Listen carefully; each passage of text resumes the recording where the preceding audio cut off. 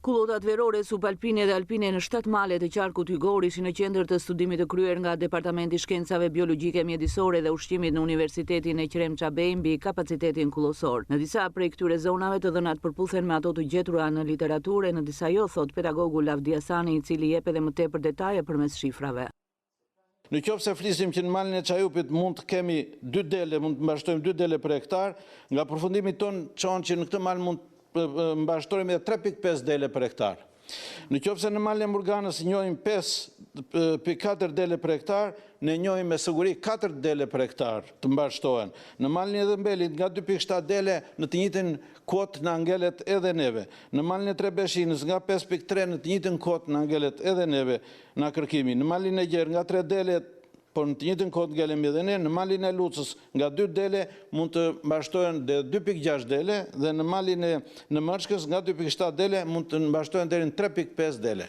Por çfarë lindë e nevojshme? Lindë e nevojshme që ky studim duhet përsëritet dhe jo të jetë se ky është një studim një vjeçar. Dhe një vjeçar, si bën koha, si zhvillohet bimësia, atë nuk është normalitet që ti të nxjerrësh një konkluzion definitiv.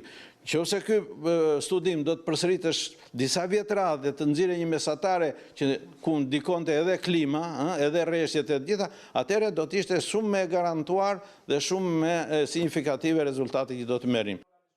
Ky studim vjen pas atij të Institutit Kamzës në 82-shin, bën të ditur koordinatori Sadik Malo, i cili tregon se kur e ka marrë shtysën për të realizuar një projekt të tillë.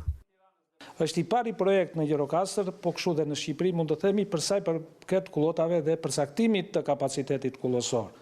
Një studim i tillë është bërë në vitin 82-83 në Institutin e Kamzës nga profesor Gani Lipe, ndërsa më pas nuk ka të dhëna të tjera. Kështu që ne indicia që na shtyu për këtë këtë lloj projekti si Departamenti i Shkencave Biologjike Mjedisore dhe Ushqimit, është sepse në temën e doktoraturës time për larmin bimore, unë ndesha me blektor duke studiuar bimësin dhe ata kishin problem kapacitetin kullosor dhe bikullotin. Ka kullota të cilat e plotësonin normën për sa i përket sifaqes kullosore dhe ka kullota tjera të cilat ishin më të varfra. Kështu që binin kundërshtim disa kullota ishin me numër më të lartë të blektorisë dhe disa të tjera ishin me numër më të paktë.